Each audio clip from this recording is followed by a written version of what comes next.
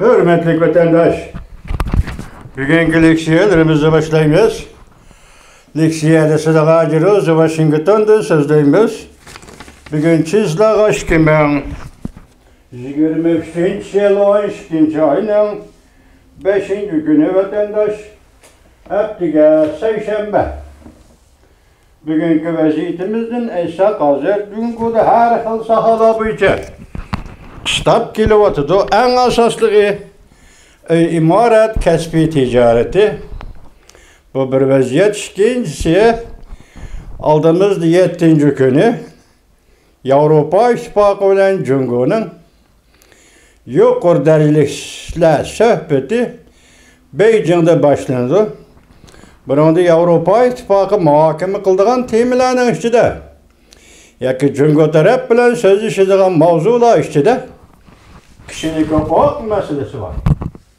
Rahmat Avrupa İttifakı, rahmat Charles Reis Michael Efendi, rahmat İcraiye Komitesining raisi von der Leyen Hanım.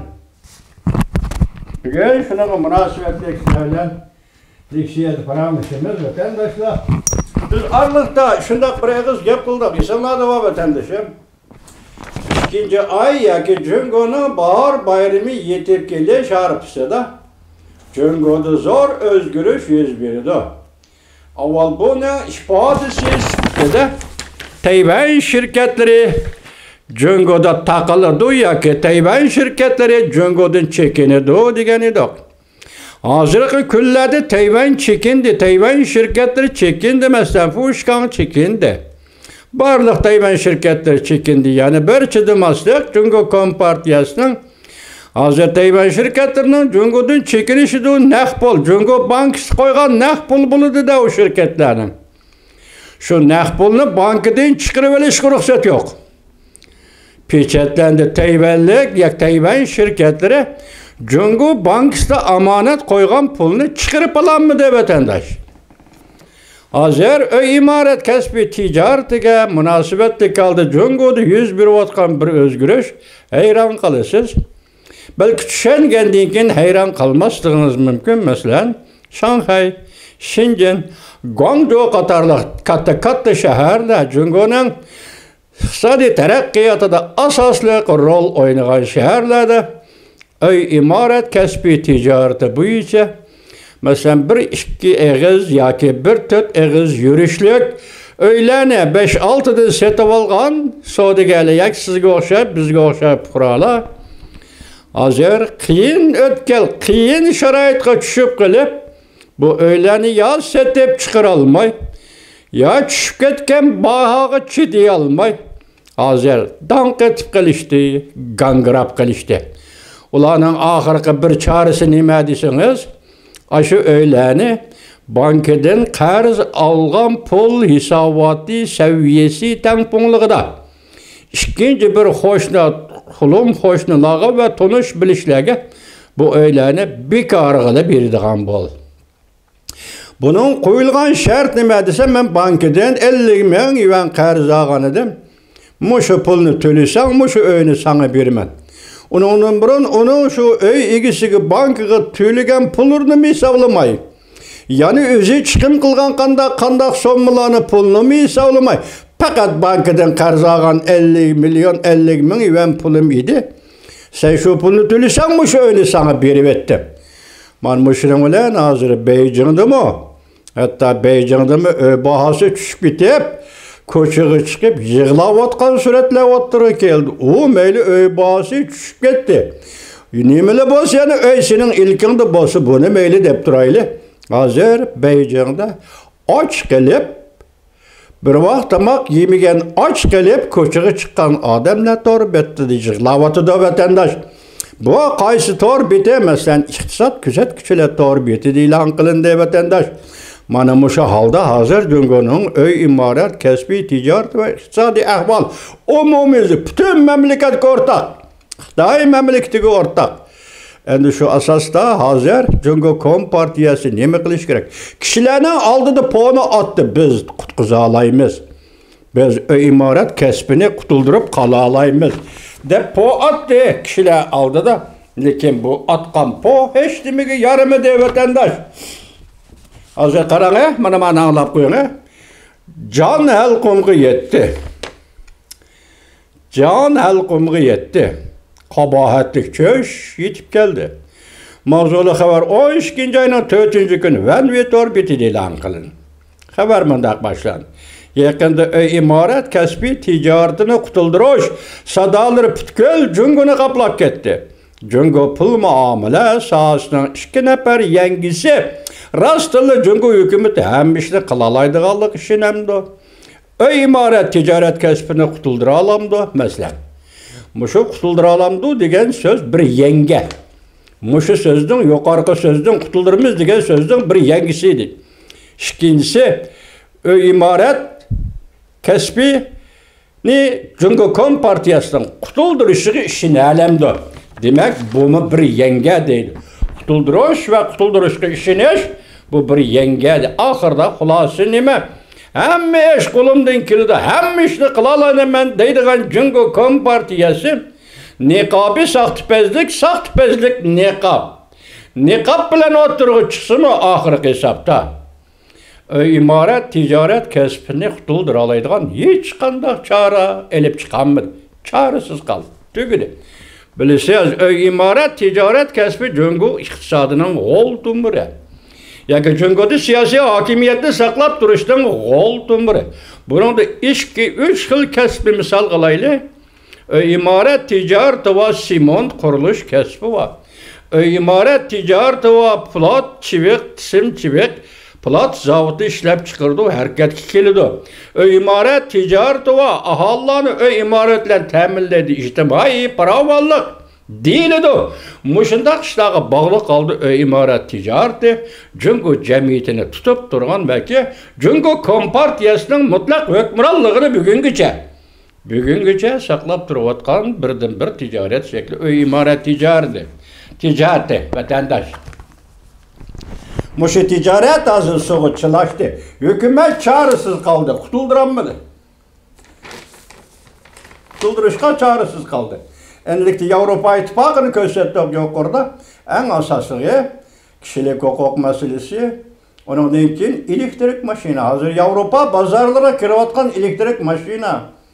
Avrupalıkla erzan boz alıdık eğitim bütçe. Ola mı pul da adam da bunun yan çıkılı pul teşvik olmaydı o vatandaş. Lekin bunun teknik seviyesi kançılık onunla oylaşmaydı. Bırak Xitay hükümeti hazır. Elektrik maşinlarını Avrupa İttifakı'na taşkil soğuduğu evet kendi çıkar o vaxtıda hazır şu zavutla ya ki şu maşinini işlep çıkaran zavutlara tamojlu bece koşup biri.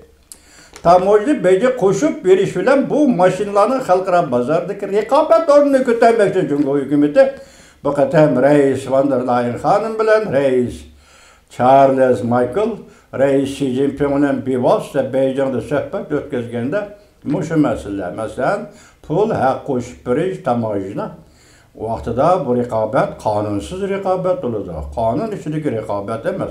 Halkara suadı ve halkara kanun içindeki rekabet demez. Muşu meseleler Katar'ı bir mavzu çıktı da Beycan'da oturuğa koyulduğun oldu vatandaş.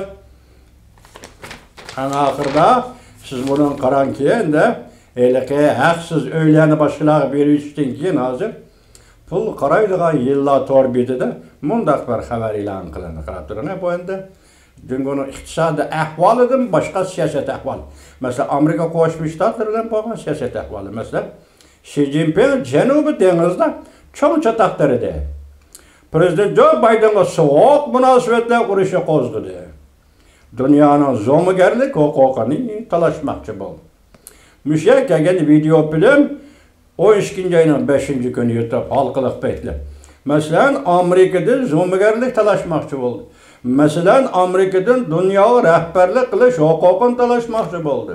Mesela Amerika'dan iqtisod boylik birinchi darajalik o'rinni talashmoqchi bo'ldi. Mesela Amerika'dan hozirgi zamon fan texnikadan foydalanish va taraqqiyot qilish huquqini talashmoqchi bo'ldi. Qisqasi Cüngü hükümeti muşunda talashmoqchi bo'ldi. Uyg'urlarda bir maqol temsil var vatandaş. Nima deydi o deseniz? Üzümni çağlamay şiltin etipti men Konu palasqa yögünüp 1000 yıl yetiptimendi. Uygar peylasop cuma Uygar halkı diye. Siz hazır cüngoluk cünan hay. Asas yok. Dünyaya put atadığan, Amerika'ya put atadığan, yani Amerika ile üzengi sokuş durduğun asas yok. Şu asasın yok geldiği hazır yüzümüz aran mecbur yapımda emez. 45 yıldan beri Amerika Koşmuş Ştatları ve Garp devletleri birleşip yardım kılıp gidek. Sizi sade ticaret yolu başlayıp bay olduğunuzda kopupla Amerika'dan dünyaya hocayın buluşun talaştırın. Demek siz şilten attınız diyeceğim. Mesela hazır bu Suudi'deki temsizlik ise Amerika şu temsizlikin pisand kılmadı o. Mesela Amerika'nın pazarına kirişken pazarı seviyesini tayarlaş gerek. Her kandak öyle değil. Çünkü de kala ve alamalla cemiyeti ve yaki Marx etkan feodal sosyalizm siyasi ve içtimai tüzümü yaşavatkan bir devletke bazılarına aç men kirmen dedi 45 yıl meblağ saldı Amerika başçılığında Garp dünyası ahırka netice nemi oldu oradan bu şart Amerika mensinin oradan ütümen diye netice erişti Amerikalık şunu koyaylı endi bir yerde meblağ sağanda mesela terakki tapkan devlet terakki tapmagan devlet kalak devlet ki meblağ seliş diyen sözün yüzü kalak devletini eksploatasiya kılışlı emez. Belki sen şundak değiştin mümkün. Eksploatasiya kıldı bizde değiştin mümkün. Eksploatasiya kılışlı emez. Belki sana kılına yakşılar. Bir terakki kılgan devlet yüzünün bazırını sana içmedi. Onun da ki senin bazırını açtığı bazarı meblağ saldı. Endi sen bundak ademigerçilik sıktı. Yani ademigerçilik karakteri. İki devlet münasebetinin, iki devlet sadı münasebetinin ademigerçilik karakterinin başında cevap kılıp ben senin ornunu ütümen desem bakmaydı hangi.